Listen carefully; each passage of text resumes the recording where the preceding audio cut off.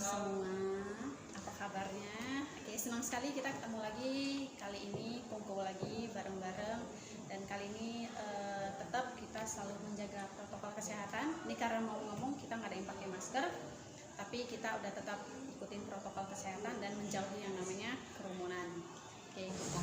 Oke, kalau misalnya ini ada teman dari grup ataupun dari komunitas lain yang baru menikah atau yang akan menikah, nanyain langkah-langkahnya kalau kayak kita ini yang mau hamil dan punya anak itu menurut Oni gimana dulu ini?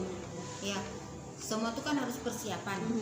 Persiapan itu kan bukan hanya segi finansial ya, tapi segi ini juga jiwa pribadi kita gitu kan, ketahanan kita itu ini bisa nggak gitu kan, karena ketika kita hamil itu kan kita udah banyak disupport dengan obat-obatan, dengan treatment lain gitu kan. Dan pasca setelah melahirkan, nah itu lebih berat lagi karena apa? Kita harus merawat bayi, tidur kita kurang, ya kan? Itu pasti nggak pasti. Nah, kebanyakan lupus kambuh di situ. Kurang tidur ya. Iya, setelah melahirkan. Itu efek paling besarnya itu karena kelelahannya atau karena dari Tidur kehamilannya itu yang memicu lupusnya itu sebenarnya udah mulai berkembang. Nah gini, Flare lagi. flare itu kan bisa karena kelelahan, bisa karena pada waktu dia hamil itu treatment dokter itu tidak sepenuhnya diikuti gitu. Nah jadi ada dua, biasanya seperti itu. Nah rata-rata yang kadang flare itu karena kelelahan. Ya kelelahan gitu. Nah makanya kalau kita memang kalau lupus dengan hamilan tuh seharusnya diprogram, baik segi finansial sama segi kesehatan mental kita seorang ibu gitu kan. Jadi itu memang harus dipersiapkan. Nah kenapa? Karena yang pertama segi finansial, bisa saja di perjalanan itu kita memerlukan treatment yang luar biasa hebatnya, biayanya juga gitu. Nah itu harus kita perkirakan gitu. Karena untuk awal aja dia setelah divonis positif hamil harus cek lab, iya, dan semua. sebelum melahirkan juga harus Iya. cek lab, dan itu biayanya juga nggak main-main. Bukan hanya cek lab kan. Kalau misalnya kondisi HB apa semua kan harus perlu suntikan, kondisi janin kurang berkembang kan semua harus ada treatment lah kalau kita bilang kan. Nah itu harus dipersiapkan finansialnya. Terus segi kejiwaannya juga harus gitu kan, ketahanan dia seorang ibu tuh juga harus diinikan gitu kan.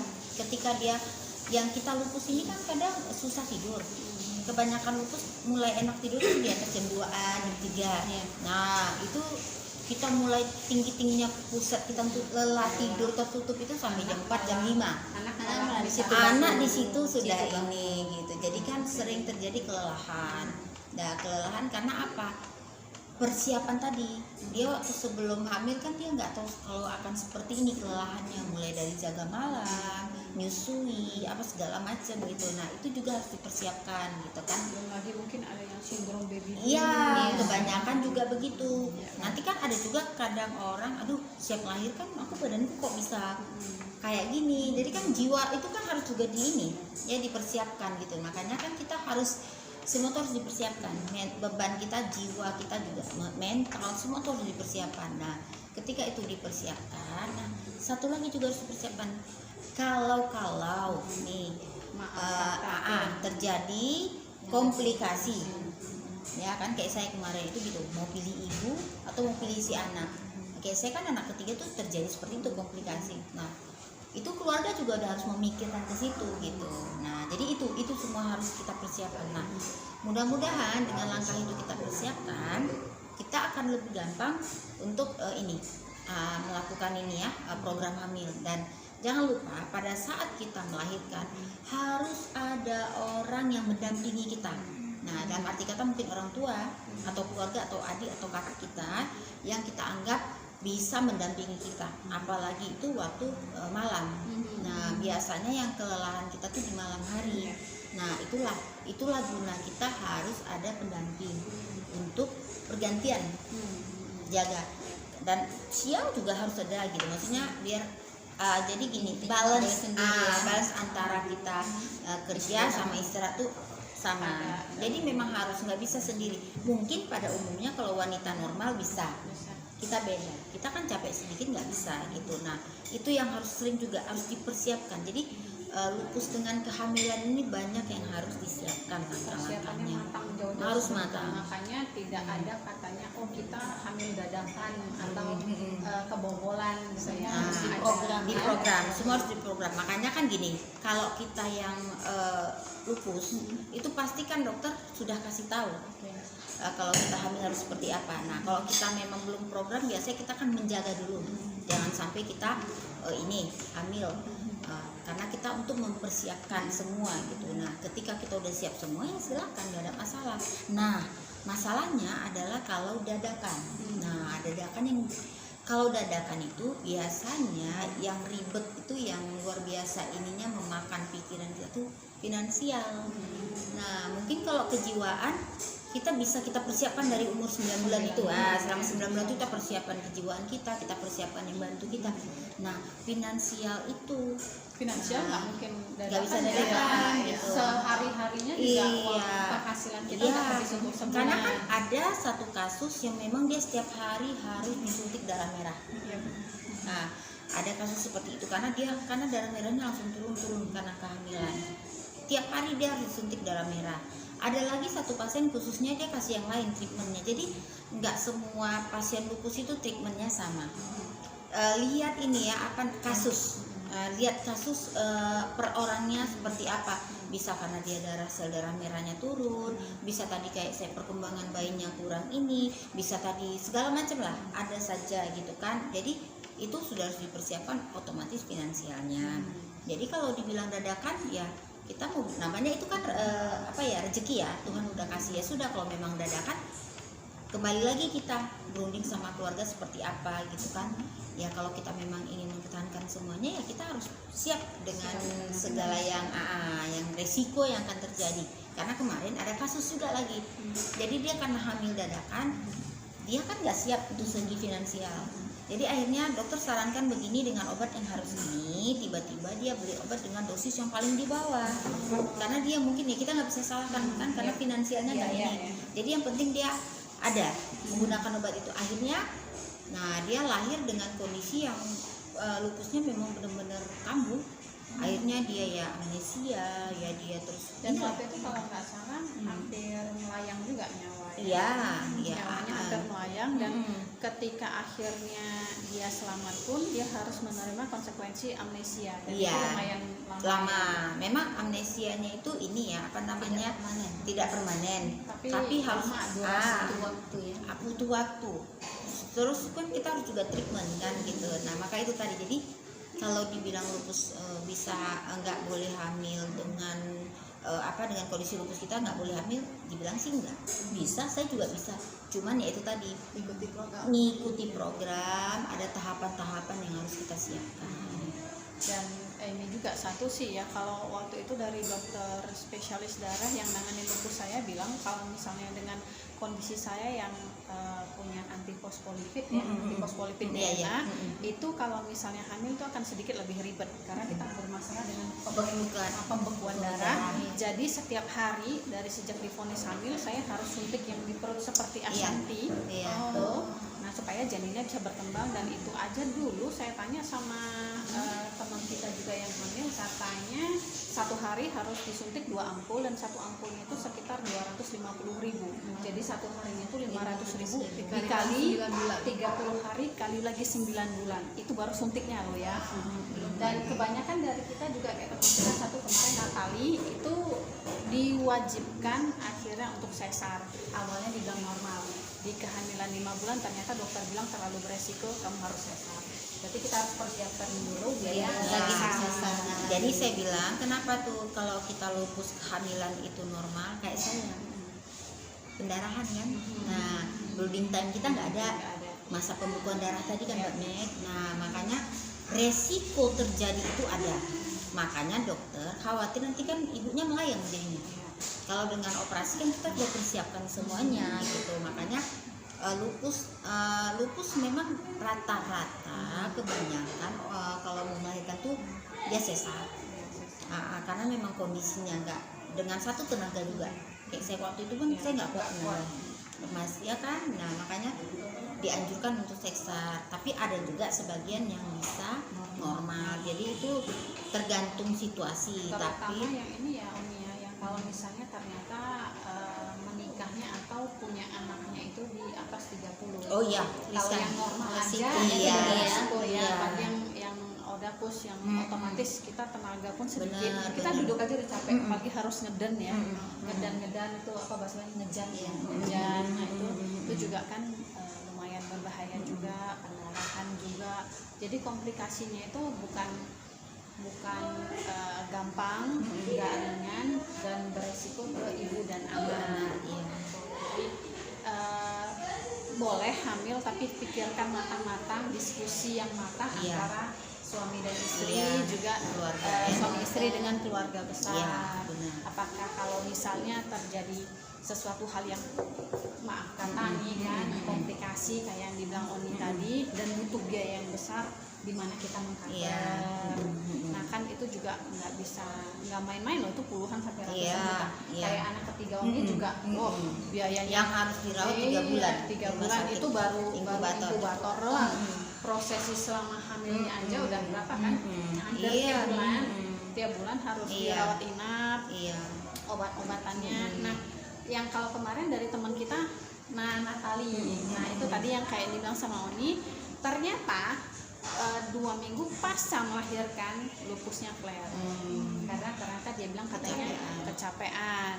Nah kemarin dia juga sharing sama saya waktu saya tanyain flare-nya kenapa Nat gitu. Dia bilang satu, ternyata setiap dia bangun tengah malam untuk bikin susu dan ngasih ASI, paginya dia pasti demam. Pasti.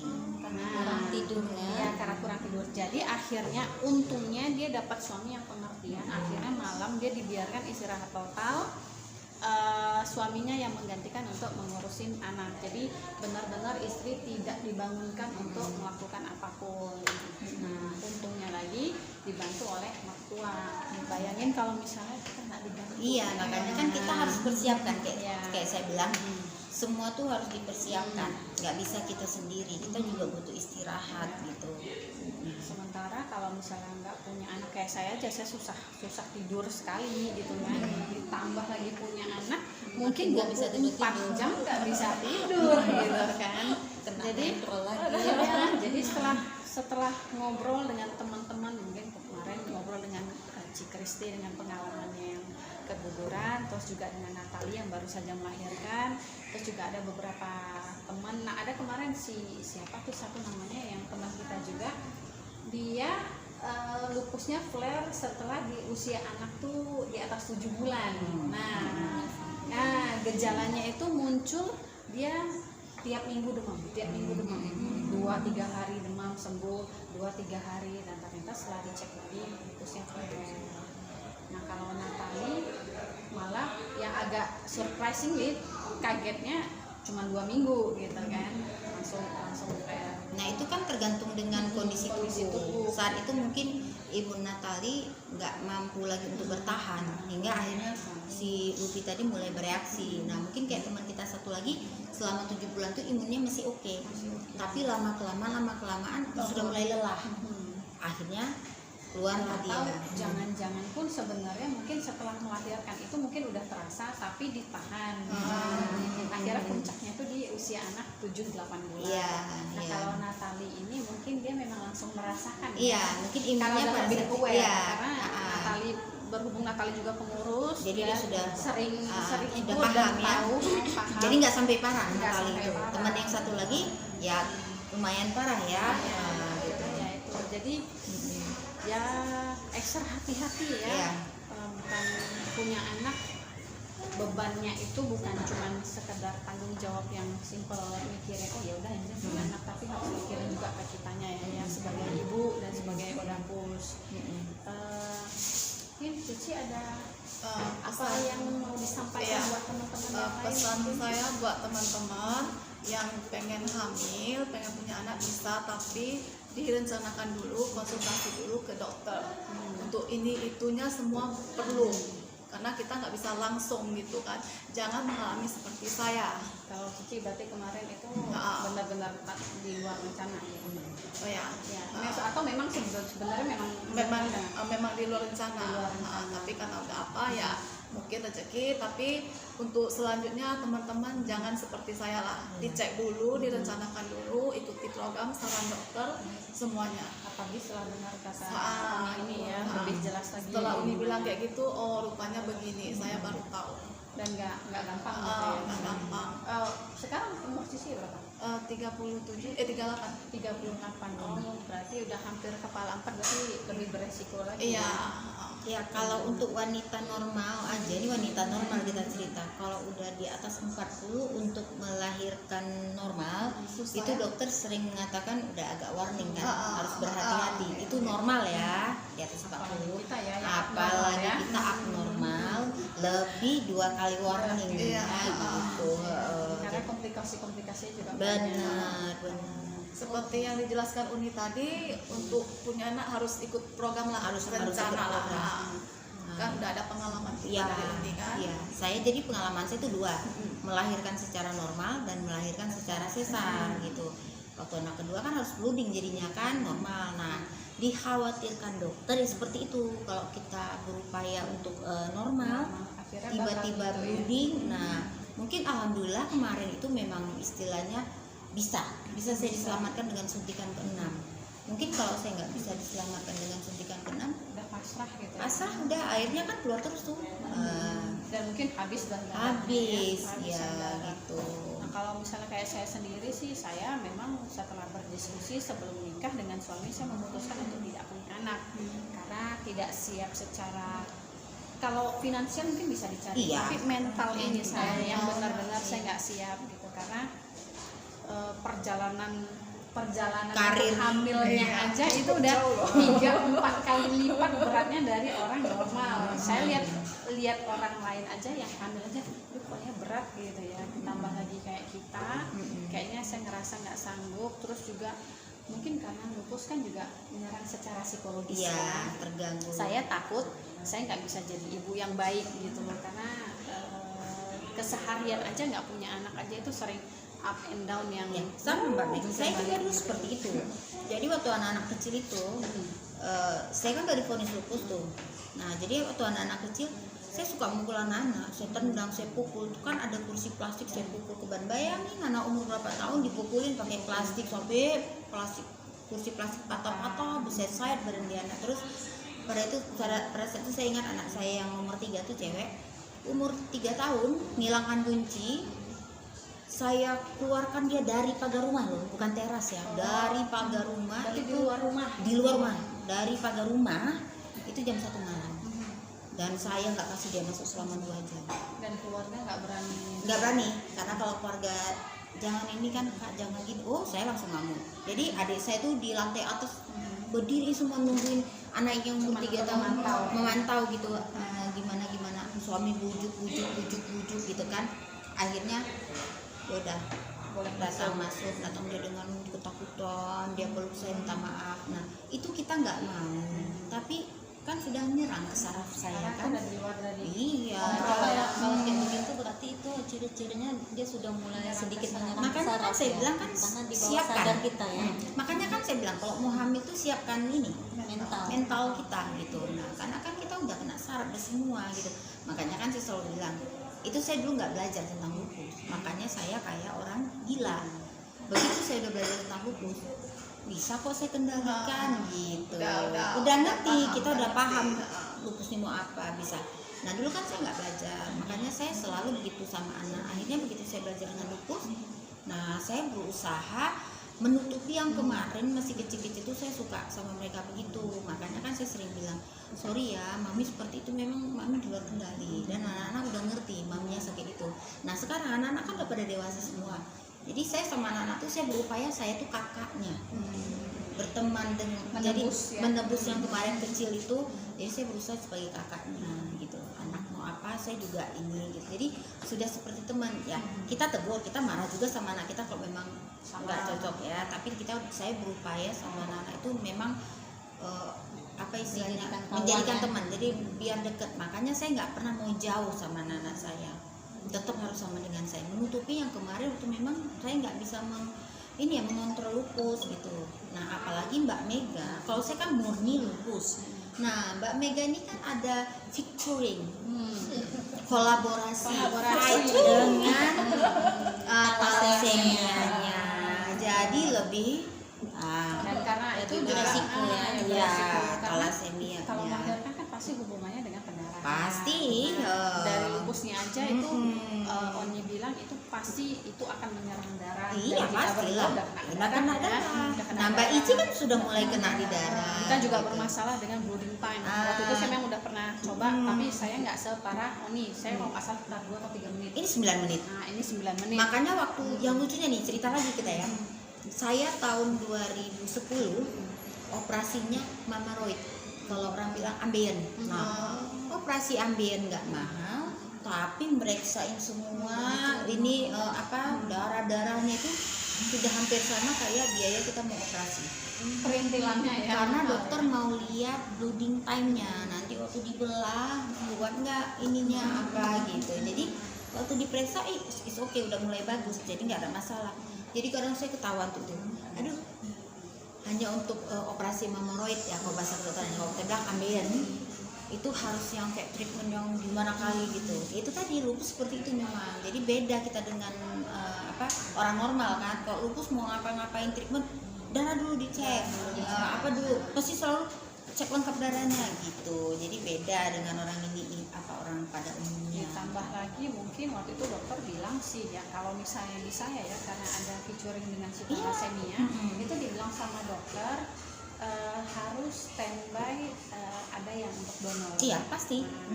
Nah jeleknya lagi saya tidak boleh didonor oleh keluarga kandung. Thalassemia itu ternyata tidak boleh ditransfusi darah dari keluarga kandung, mau itu ayah. Alasannya kenapa Mai? Kemarin itu pernah dibawa sama satu dokter waktu kita masih sering visit pasien. Mereka tidak tahu bahwasanya ini pasiennya thalassemia. Nah, setelah dicek, oke, thalassemia. Nah kita butuh darah nih gitu. Nah kita setiap kali transfusi pasti kan nyari keluarga terdekat. Iya benar. Dokter juga waktu itu entah saya lupa itu karena dokternya nggak aware atau kurang tahu, ternyata ditransfusi oleh saudara sekandung. Dan akhirnya efeknya kayak itu kulit yang habis kemoterapi Keriput gosong, dan akhirnya dia jadi malah 2-3 kali lipat gitu. Dan setelah itu baru dibilang, loh ini dapat transfusinya dari mana? Dikirain efek dari transfusi, mungkin alergi atau apa. Ternyata setelah diselidikin dari DNA keluarga, nggak boleh, dia harus dari luar, orang yang tidak ada hubungan darah, nggak boleh dari garis ayah ataupun ibu gitu. Walaupun misalnya ini thalassemia dari garis ibu, dari garis ayah kan masih gitu, tetap nggak boleh katanya. Walaupun ayah tidak ada thalassemia gitu Iya, ya. nggak boleh. Jadi harus ya jalan satu-satunya dari Bank darah ya? Bank darah gitu. Jadi pikir-pikir wah komplikasinya makin banyak lagi. Ya. Udah deh, enggak deh. Jadi akhirnya nurutin saran Oni, ya udah sayangin aja keponakan sendiri gitu, anggap kayak anak sendiri. Nanti kan mereka juga bakal sayang. Iya sama benar. kita. Iya. Pikir-pikir sudahlah gitu kan, saya deket aja sama ponakan, dianggap kayak anak sendiri, ya mudah-mudahan nanti dia juga bisa sayang gitu sama saya. Tapi jangan takut Mbak Meg, biasanya seperti itu. Kedekatan batin itu pasti ada, apalagi dari kecil kan. Adik saya juga seperti itu. Waktu saya sakit-sakitan kan anak saya diurus adik. Jadi pada saat itu adik saya kan belum nikah gitu kan, jadi dia ngurus anak saya sampai saya udah sembuh. Terus teman-temannya sibuk, kok nggak nikah gitu. Nanti kan susah kalau nggak nikah, kita nggak punya nanti, terus yang jaga siapa ngurus kita siapa. Terus kan selalu berpikiran begitu gitu kan. Nah, tuannya sama siapa? iya, adik saya langsung bilang, saya nggak takut katanya, karena saya punya 3 anak yang saya urus dari kecil. Terus tambah 2 anak lagi anak abang saya, jadi 5 anak yang udah saya urus. Jadi saya nggak takut. Jadi kok setua saya nanti istilahnya di antara 5 ini pasti ada yang Pasti jaga. ada yang jaga. Gitu. Waktu itu kan dia belum merit. Nah alhamdulillah dia udah merit. Dah 3 kan, ini lagi hamil anaknya, nanti kalau insya Allah kalau sehat 3 jadinya udah gitu. Makanya jadi kayak saya sarankan Mbak Mik, usah khawatir. Jadi kedekatan dari kecil itu terus kita tumbuhan gitu. Jadi kayak anak-anak saya sekarang sama adik saya itu ya kalau dia sakit ya anak saya tuh juga udah khawatir gitu, kenapa bisa sakit. Udah kayak khawatir. Iya kayak sekarang aja lagi hamil gitu kan, ya anak saya yang Cleo kan biasanya paling sering itu kan perempuan. Yang si Cleo itu aja sedikit, jangan makan pedes gitu. Jangan sih gitu. Jadi kayak dia tuh ibu tirinya yang gimana gitu. Udah babysitter gitu ya. Mah jangan dikasih gitu loh, mami kan tahu Taci tuh lagi hamil seperti itu. Nah jadi saya langsung inilah tadi, jadi kita nggak usah khawatir Mbak Meg, yang penting kita sayangnya ini ya tulus ya, pasti ada ya. pasti ini gitu. Iya, Jadi ya nggak perlu takut ini ya. Daripada pun kita paksain punya anak, akhirnya kalau misalnya terganggu lah Kejiwaan. psikologis itu kejiwaan dan akhirnya berdampak ke anaknya. ya kalau misalnya Kasihan ya juga. kalau di rumah kita nggak ada orang, kita mana Iya. kita. Kalau lupus ini kayak sakit apa juga ya, autis atau gimana, apa yang ada di tangan kita benda habis lempar ke dia. Pertanyaannya kalau pisau, Ya. karena waktu saya kejadian saraf saya itu menyerang di rumah tuh pisau, sendok yang agak tajam itu disimpan, semua disimpan dalam lemari.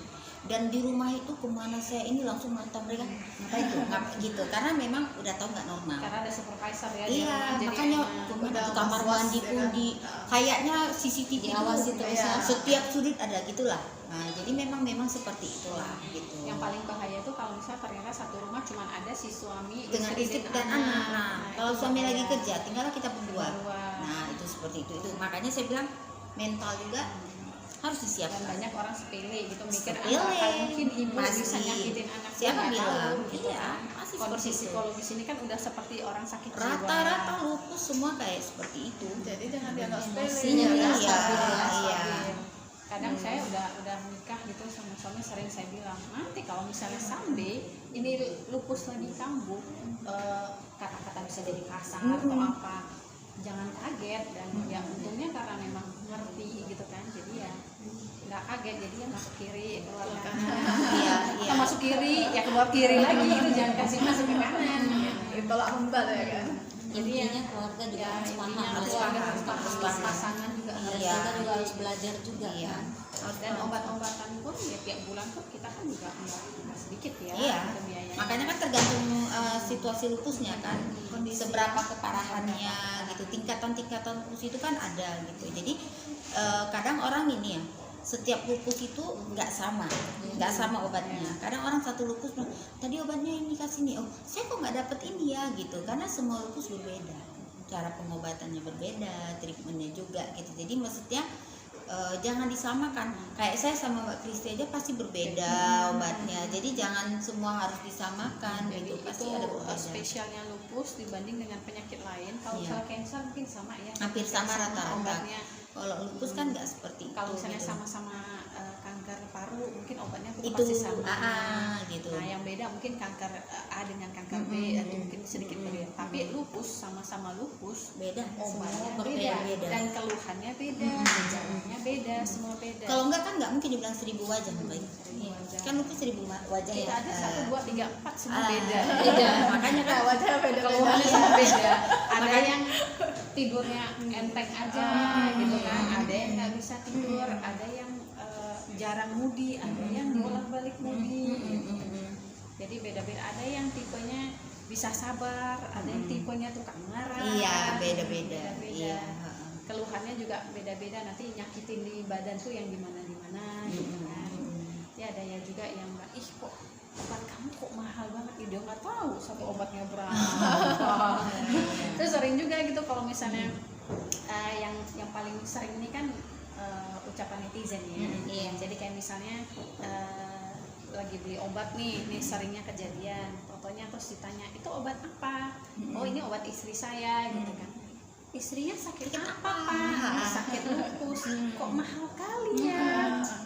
Itu kalau misalnya lupusnya lagi bagus dibilangin gitu nggak apa-apa. Coba lagi sedih. Rasanya tuh kalau ada pisau lempar semua gitu kan. Benar. Belum lagi nanti ucapan sebelah-sebelah yang bilangnya misalnya ke mertua tuh, kadang mertua tuh paling gampang disuntik ya, bilangnya ibu kok menantunya nanti nggak nggak hamil. Kapan hamilnya? cucu gitu, suntik sekali 2 kali katanya ngerti, makin lama naik juga ya. juga sasak kan tuh. Jadi yang berbahaya ini kadang yang bikin down ini Iya. bukan keluarga tapi orang-orang di sekitar. Deterjen. Ya, bubuk deterjen kan kok semakin dikasih keras makin ya kan. Makin banyak. misalnya itu biasa. Makanya itu namanya deterjen. Dan itu juga sih salah satunya kenapa kita perlu manajemen emosi. Iya, Jadi iya. salah satu dari alasan kita kenapa sering kumpul-kumpul dengan pengurus yaitu Sering bertanya, ya, harus sering komunikasi Tambah lah. ilmu lah. Iya. salah Sama satu yang berpengalaman. sering-sering upload video ke YouTube juga ngasih info. Kadang mungkin orang kan males ya kalau baca, Iya. kan kalau nonton kan lebih enak. Jadi banyak sih sebenarnya. Nanti ini udah selesai nih kita buat YouTube. Contohnya nanti besok ada yang sharing lagi masalah apa. Nah, oh ini kayaknya bisa nih topik buat dibikin lagi. Iya. Jadi ya inilah suka duka kita yang jadi Odapus. Jadi mungkin berharapnya video ini bisa bermanfaat untuk orang di luar Odapus dan juga keluarga-keluarga Odapus, terutama untuk Odapusnya sendiri. Jadi untuk yang selama ini males Ini ya. ketemu yang minder lah bisa buka. Kalau buka, misalnya memang iya. nggak mau ketemuan ya karena minder, ada yang nggak kepengen ketahuan orang lain, Iya. ada yang minder dengan diri sendiri. Justru itu yang bikin Parah. lupusnya Pemicu tambah lupusnya parah. tambah. Iya. Jadi ya harus kayak kita gini. Iya. Jadi ya tetap Saling aja keluar saling ya. terbuka. Iya, Tapi jangan ditutup. Iya, benar. Seperti Sayang, saya nih. sayang. Iya, Jadi kalau kayak kita apa sih ya dibilangnya ya, orang bilang karena setiap kali kita kumpul orang banyak yang bilang kakak agamanya apa, kakak seninya apa. Itu Iya. sering tuh karena Mm-mm. kita yang sipit-sipit gitu kan kok ininya sama yang Jilbab-jilbab, berjilbab, tapi bisa minum akrab yang hijab. bisa rangkulan Iya. pelukan. Seperti ini loh. Seperti ini. Jadi di sini kita nggak pernah ada Iya, perbedaan, nggak ada perbedaan. Kita nggak pernah mandang apa sukunya, apa rasnya. Jadi semuanya tetap sama. Kita tetap happy sama-sama supaya lupusnya itu enggak bolak-balik kambuh. Lebih bagus keluar 100-200 ribu Daripada- buat kongko daripada 10-20 juta untuk di Benar sekali. Iya. Iya. Benar itu. Mungkin ada tambahan lagi dari Oni atau mungkin Kak Ici dan Cici. Kalau dari saya, saya mau tanya tadi ya, yang mengenai kehamilan ini juga menarik gitu ya. Pasca melahirkan itu si anak tadi tuh ada kemungkinan nggak untuk Oke. ditularkan atau diturunkan dengan penyakit kita? Oh, Karena itu kan iya. juga banyak Iya, pertanyaan benar-benar, gitu ya. iya. Kan? Jadi kan memang ini kan ada tapi sedikit sekali gitu. Karena ada yang kita tahu juga yang lupus juga seperti kita tertular dengan anaknya gitu. Ada juga tidak, kayak saya, anak saya itu kan pas waktu kondisi lupus saya aktif itu kan anak saya kan si Cleo itu kan umur melahirkannya kan prematur 7 bulan. Nah, timbangan 9 on. Nah, begitu dia umur 4 tahun atau 3 tahun itu saya periksakan darahnya. Nah, waktu diperiksa darah lengkap lah ya, DNA apa semua, ternyata alhamdulillah positif lupusnya. Terus dokter bilang Positif atau negatif? alhamdulillah negatif. Maaf, alhamdulillah negatif lupusnya. Terus akhirnya dokter bilang nanti ya kalau dia udah mulai merajak dewasa kita ini lagi tes lagi. Nah, Berarti itu nggak perlu tiap tahun ya? enggak. Terus kan dah waktu dia SMA kemarin baru berapa bulan yang lalu yang saya tes lagi, alhamdulillah juga dia negatif gitu. Tapi Nah, menunggu hasilnya tuh gini juga. wih pastilah gitu kan. Memang gini ya, lupus kan nggak akhir dari segalanya gitu kan. Tapi saya tahu gimana perjuangan dengan lupus. Kalau bisa janganlah anak Jangan saya sampai atau keluarga keluarga saya, lain. biarlah saya yang merasakan bagaimana gitu kan. Nah, jadi kan tetap harap-harap cemas. Tapi akhirnya cuman saya juga serahkan sama semua sama Allah ya gitu. Yang terbaik lah gitu. Akhirnya ternyata tidak negatif. Alhamdulillah senang kan gitu. Jadi ada juga yang dia nurun ke anaknya, ada juga kayak saya enggak. Terus ada juga silang gitu, maksudnya saya nanti tante keponakan atau apa Nenek ke cucu bisa. jadi makanya saya selalu gini, ada teman kita juga tantenya lupus terus udah meninggal, terus kena kan ponakannya gitu, sementara anak tantenya semua sehat, positif negatif semua lupusnya, tapi ponakannya positif gitu. Nah jadi saya kan juga punya ponakan, Jadi saya udah mulai monitoring Ngawasi ya.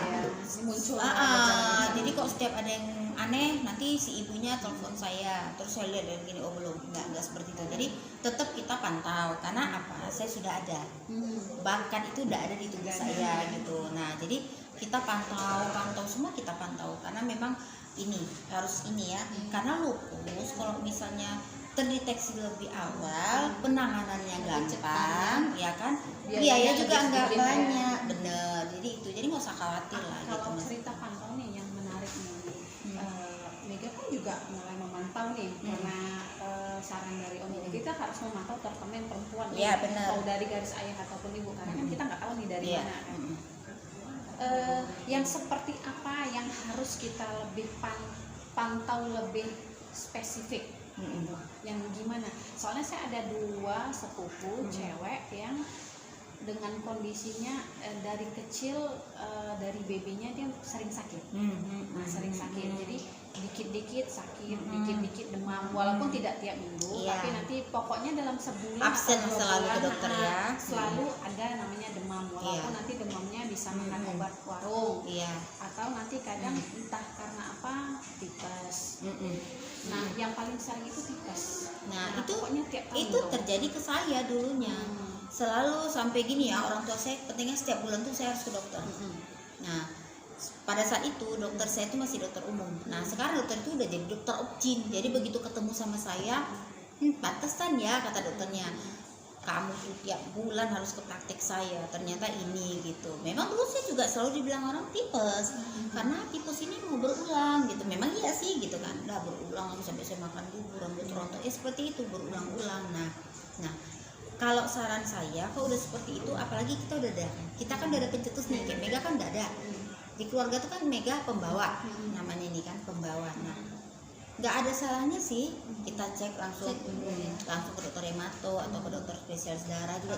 Mana sih Selain boleh. itu pun, nah kemarin itu sebulan atau 2 bulan yang lalu mamanya bilang, iya Mi, kalau misalnya dia ini udah upacara, Pingsan, atau pingsan. habis kegiatan ekskul Capek di ya. luar, dia pasti drop. Nah saya udah langsung terlihat di situ, ini udah mirip kayak saya ini. Ciri-cirinya Waktu ya. yang masih absen ke rumah sakit atau dokter itu yang rutin, saya masih mikir ini kayaknya orang lain gejala kayak gini nih masih umum gitu. Tapi begitu dibilang katanya upacara, matahari, terus juga ekskul, saya udah mulai makin cemas karena pun kondisinya badannya itu luar biasa skinny, kayak bambu, kayak galak. Karena saya tuh seperti itu Mbak Meg. Jadi kan gini, bisa gemuk. bener ya, nggak bisa gemuk. Jadi gini, saya sama adik saya itu lebih gemuk kan adik saya, badannya. Bayangin Mbak Meg, saya itu menikah itu timbangan berat badan saya itu 39 kilo Astaga. dengan kondisi tubuh saya 165. Bayangin coba. Jadi kurus. Jadi cuman kan semua ideal, dia pragawati kata orang dulu, macam-macam gitu kan. Karena saya kalau pakai baju ini udah tulangnya udah kelihatan lah, iya.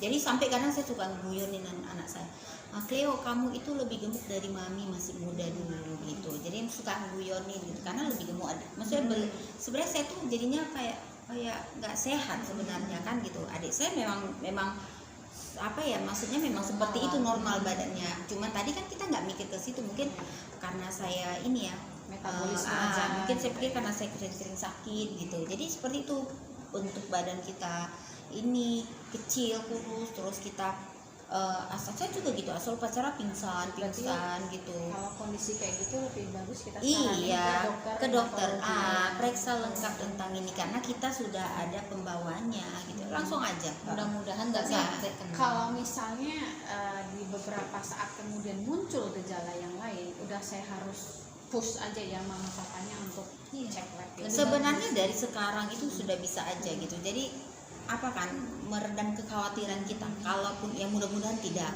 Kalaupun itu terjadi, lupusnya kan masih dini ya.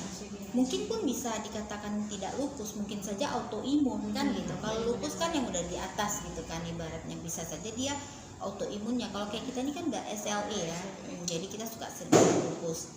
Nah jadi bisa saja dia autoimun. Jadi saran saya lebih bagus, lebih cepat kan lebih baik baik gitu. Jadi biar kita lebih lebih tenang gitu kan. Jadi biar pengobatannya pun gampang, biayanya pun tidak terlalu mahal. Karena banyak yang kalau misalnya saya kasih tahu kayak begini nggak terima. Satu nggak terima, dua yang lebih konyol banyak yang berani gini, nggak usah lah di ini, nanti kalau misalnya dicek dan hasilnya ini nanti jadi kepikiran. Nggak kepikir kalau misalnya nanti udah Tiba-tiba, parah kan lebih banyak bernyawa lagi ya. banyak dari orang umum ya, keluarga sendiri juga bilang dicek lah kayak begini ya, Benar. sakit jangan dianggap sepele. Nah, nanti kalau misalnya hasilnya keluar jadi kepikiran. Saya pikir saya cuma bisa tepuk jidat. Ya paradigma itu memang Iya. susah. Iya, sebenarnya itu yang harus kita ubah, paradigma yang ada itu sebenarnya Kan kayak kalau keluar hasilnya iya sama kan kayak lupus itu menular, itu juga harus dirubah semua. Orang kita berhubungan suami istri aja nggak menularkan lupus, dia hanya kan segitu. diturunkan. turunkan gitu. Jadi itu tadi. Kan bisa tapi tidak menularkan.